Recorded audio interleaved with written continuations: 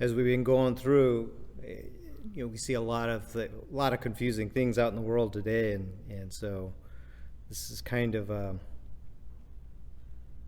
maybe another way to look at it and approach it. So, if you spend a lot of time with lawyers, like I do, you inevitably you end up asking some sort of legal question of these guys, and you always hope for a yes or a no answer to your question. A lot of times, though, you end up with well, it depends. And depending on the circumstances, it could be this or it could be that.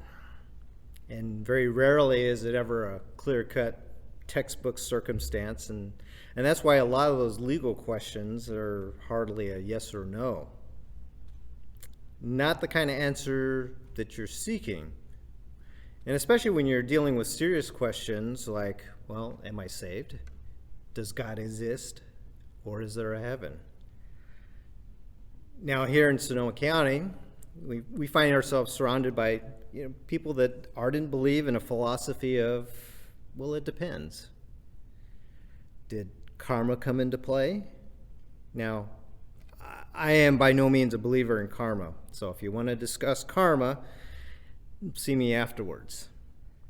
But by today's worldly standards, it would seem that truth is difficult to come upon, and truth is relative, and that it depends on the beliefs of that individual. Now, in John 18, we read, and starting in verse 33, "So Pilate entered his headquarters again and called Jesus and said to him, 'Are you the king of the Jews?' And Jesus answered, 'Do you say this of your own accord, or did others say it to you about me?' Pilate answered, 'Am I a Jew? Your own nation and the chief priests have delivered you over to me. What have you done?' Jesus answered, 'My kingdom is not of this world. If my kingdom were of this world, my servants would have been fighting, that I might not be delivered over to the Jews. But my kingdom is not of this world.' Then Pilate said to him, 'So you are a king?' And Jesus answered, 'You say that I'm a king. For this purpose I was born, and for this purpose I have come into the world, to bear witness to the truth. Everyone who is of the truth listens to my voice.' And Pilate said to him, 'What is the truth?' So what is the truth? Ancient philosophers didn't make it easy to understand their concept of what they thought truth was. We're told that Plato said that we can know truth if we sublimate our minds to their original purity. Gorgias, another ancient Greek, has said, "What is right, but what we prove to be right, and what is truth, but what we believe to be truth." And more recently, it's been defined as a very simple and handy concept. It's the correspondence of a pictorial or symbolic representation to the thing being represented. And in the case of symbolic representation, the correspondence may be massively complicated, but it's nonetheless similar in kind to a simple pictorial representation. That was Peter Lloyd, University of Oxford, 1996. So is your mind twisted up yet? If we say that it's relative and it depends upon the individual construct, we're going to end up in a state of confusion, right? Your truth, my truth, his truth, her truth, they're all valid. You may have heard a lot of postmodernist thinkers say that all paths lead to truth.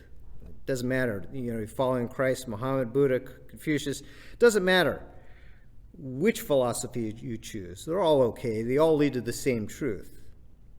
Or that it doesn't matter that you believe as long as you believe in something. That's the worst. And the fact is, we can't be all true. They can't be all right, since there's contradictions with each other. So trying to sort that out to figure out where is the truth lie. And if you look at every major religion, well, they all claim exclusivity. There's nobody that says, yeah, you can do it my way or this way, either way. So seeking truth is something that mankind has done ever since the ancients. Socrates developed his method of questioning to discover the truth. Henry David Thoreau so desperately sought truth that he said, rather than love, than money, than fame, give me truth. And as you can see over the centuries, pondering this whole question can really, again, twist you up, especially if we seek the truth not as an absolute, but as a relative. So I was listening to a recording of, it was a Billy Graham crusade from 1983. And in it, he warns us that these relative truths brought on by postmodernists and atheists, but then today, we even have to bring that out to the progressive Christian movement as well. Now, I don't like the idea of having to, I'm not here to bash other assemblies. But sometimes there are groups that just plain get it wrong. Here's something that is not the truth.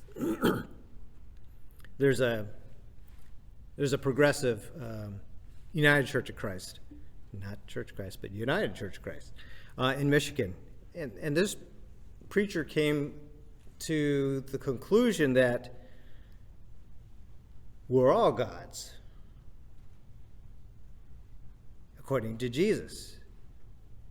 And that becoming a Christian is not about having a personal relationship with Christ.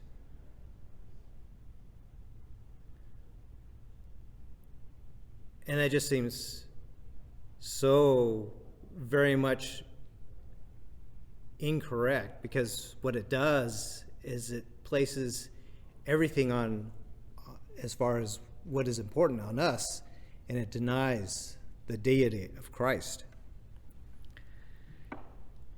And in Matthew 7:15, we're warned, beware of false prophets who come to you in sheep's clothing, but inwardly are ravenous wolves. And you'll recognize them by their fruits. Are grapes gathered from thorn bushes or figs from thistles? So every healthy tree bears good fruit, but the diseased tree bears bad fruit. A healthy tree cannot bear bad fruit, nor can a diseased tree bear good fruit.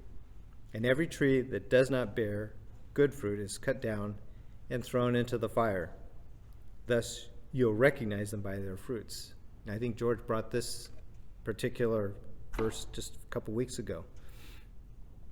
So we have to be wary of and to know enough about what to look for, about what's the truth and what isn't. So what is truth? Socrates said to question authority, that we have one of the nice things that we are able to do is we have the Bible. We can tear into it. We can study it. We can question it. We can go to it and not just simply take it straight off of on faith, but we can test it to see if it's to either prove it or disprove it. Is it the Word of God? And if we do that, we're likely to come up with the same conclusion each time. It is indeed the divine Word of God. And the other thing that we got to recognize, again, as I mentioned before, is the deity of Christ. That when we deny that, we find that the focus is placed in the wrong place. But we also see that then, if we do place that deity on Christ, that biblical story really comes together.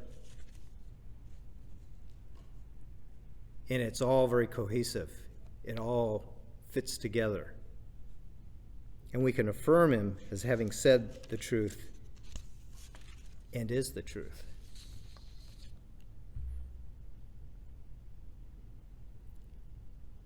So Jesus also said to the Jews who had believed him, "If you abide in my word, you are truly my disciples. You'll know the truth, and the truth will set you free." And they answered him, "We are offspring of Abraham, and we have never been enslaved to anyone. How is it that you say you will become free?" And this is coming from John 8. And then Jesus answered them, "Truly, truly, I say to you, everyone who practices sin is a slave to sin. And the slave does not remain in the house forever. The Son remains forever. So if the Son sets you free, and you will be free indeed. I know that you're the offspring of Abraham. Yet you seek to kill me because my word finds no place in you. And I speak of what I've seen with my Father, and you do what you have heard from your father." So do you feel like you know what is truth, who speaks truth? If someone were to ask you about it, what would you tell them? What would you tell them about truth? And if you need help, we can help you answer those questions, and let us know. And then we can journey together. Do you have a closing song? 751. All right. 761.